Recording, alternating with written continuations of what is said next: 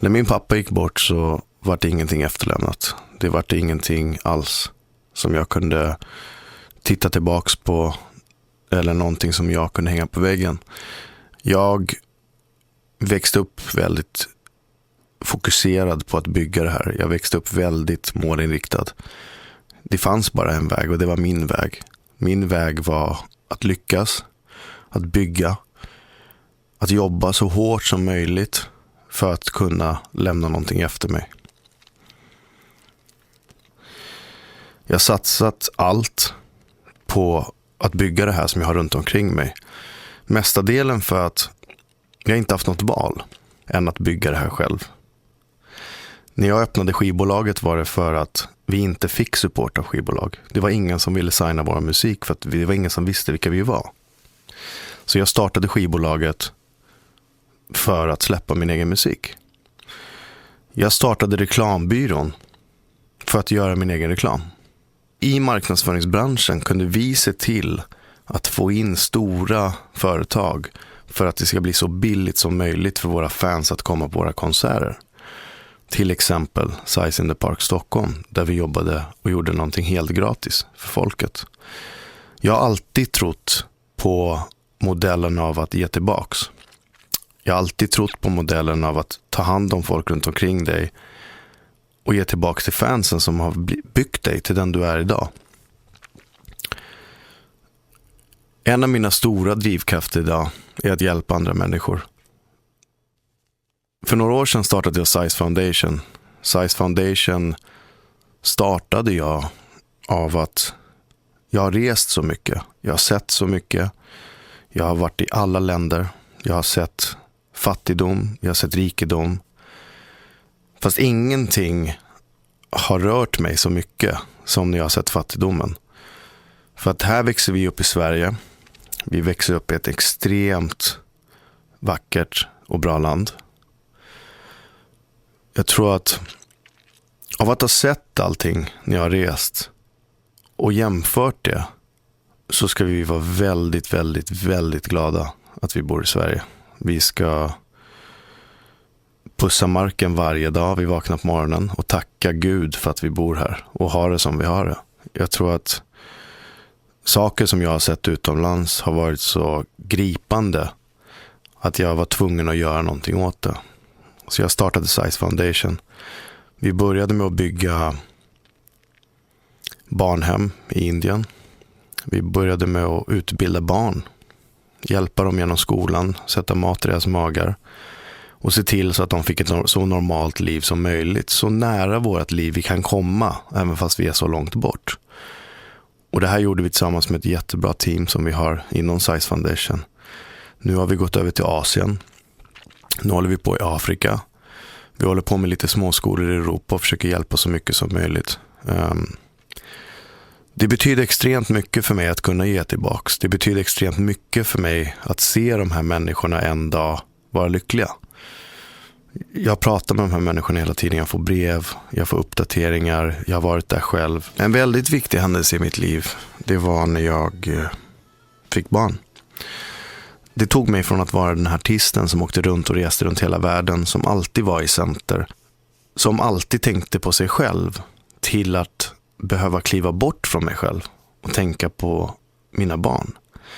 Det ändrade hela mitt sätt att se på livet.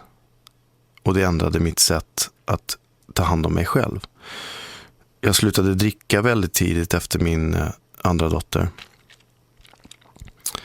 Jag prioriterade om allt. Jag kom alltid hem så fort jag kunde.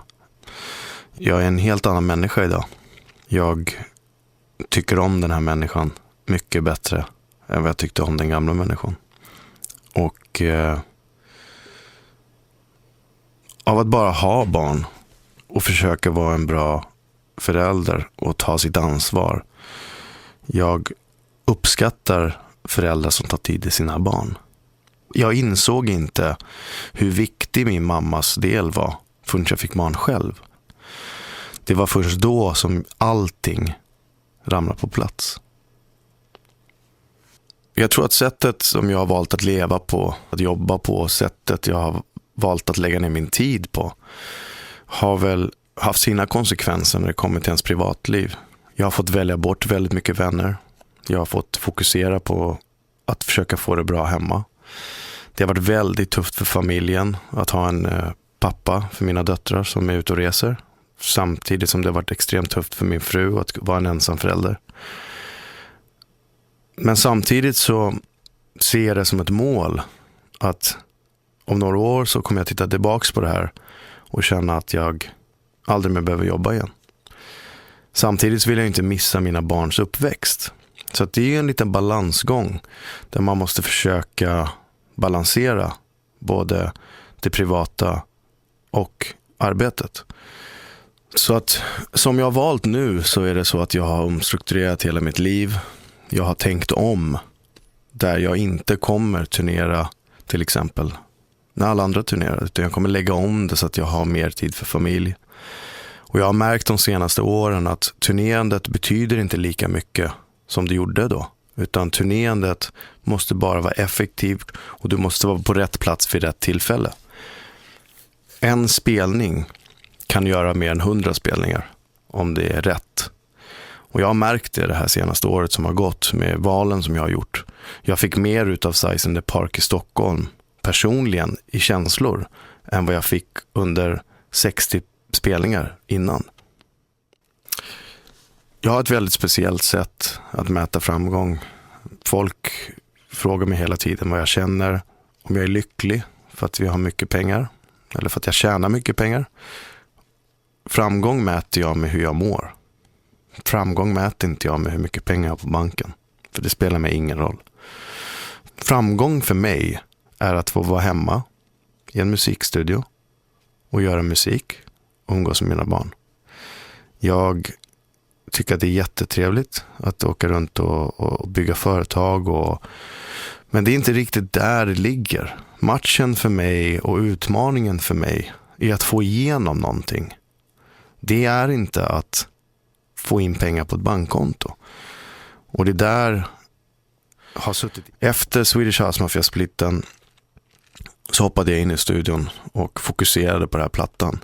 Det har varit en underbar upplevelse och det har blivit den här lilla ledsamma förvälet. Man måste säga hej då till en platta som man är klar med och släppa den liksom. Så att någonstans när jag har suttit och skrivit det här så har jag byggt ett band med den här plattan. Och det är väldigt, väldigt, väldigt svårt att släppa ifrån sig det. Så att jag bestämde mig nu för bara några veckor sedan att jag ska göra klart den här plattan. Men jag har faktiskt börjat smygjobba på nästa platta redan. Jag har gjort saker som jag inte hade vågat göra för 2 år sedan. Jag har satsat på att göra musik som kommer från hjärtat. Mer än göra musik som ska ner i plånboken.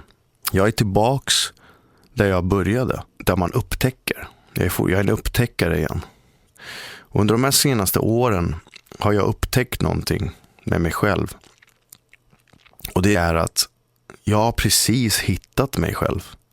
Som artist, som pappa, som make, som vän, som chef, som arbetsledare, som vad du vill. Låtskriveriet och produktionsprocessen har varit väldigt, väldigt annorlunda för mig senaste tiden. Jag har hittat tillbaks till liveinstrument, till det analoga. Jag har blivit lite trött på det digitala, att inte kunna ta på saker. Hela mitt liv så har jag alltid varit intresserad av konst, artworks, skivomslag. Jag har alltid varit intresserad av tavlor eller fotografier eller film. Allt det cinematiska, allt det visuella. Jag ville återskapa den känslan av att hålla på och lägga ner hellre 5 minuter på att koppla in några sladdar för att jag tar på någonting. Och det är en speciell känsla för att när man reser runt så mycket som jag gör så baserar man ens liv väldigt mycket i telefonen och på sin laptop. Och man har någonstans blivit en fånge till det digitala livet där din telefon betyder mer än dina hemmanycklar.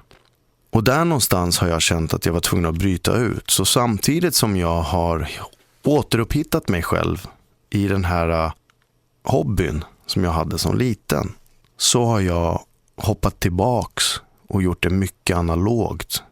Och mycket saker händer som inte bör hända. Saker hakar upp sig, saker låter inte som det ska, saker funkar inte. Det är mycket av de lyckliga olyckorna som plöjt vägen för hela låtskriveriet. Det lever. Allting behöver inte vara perfekt. Det är okej att inte vara perfekt. Det är samma sak i verkliga livet. Du lever. När det kommer till musiken så är det lätt att när man sitter och jobbar digitalt så klipper man upp allting så allting är 100% tight.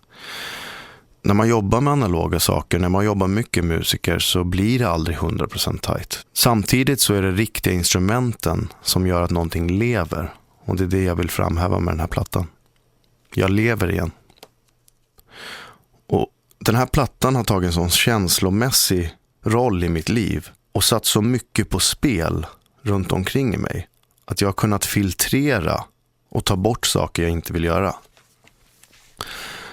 Jag satt på ett flyg för 1,5 år sedan och mellanlandade i Houston. Jag har en 2 timmars lucka där min connection är. Så gick jag till en butik där för att köpa lite tidningar. Då sålde en bok som det bara stod yes och no på. Jag varit extremt intresserad, gick upp till den boken och så såg jag att den fanns online också, det stod det på den. Så jag laddade ner den boken. Och så började jag läsa den på flyget och tyckte att det verkade väldigt intressant för att de går in i hur det bara finns 2 valmöjligheter. Det är ja eller nej. Så jag satt mig in i den här boken och lusläste och bläddrade runt olika kapitel och sen höll jag på med det i typ 1,5-2 veckor. Sen har jag tänkt på det ganska mycket och det har satt sig hur du aldrig får kompromissa när det kommer till ditt val, där du tycker någonting. Så att jag börjar leva mitt liv så. Så att det här lagom mittemellan eller tvekan, den finns inte längre. Samtidigt som jag fann mig själv inom musiken och min familj så lärde jag mig att säga ja eller nej. Är det här gott? Ja eller nej? När jag fick en spelning så kunde jag direkt avgöra magkänslan och säga ja eller nej.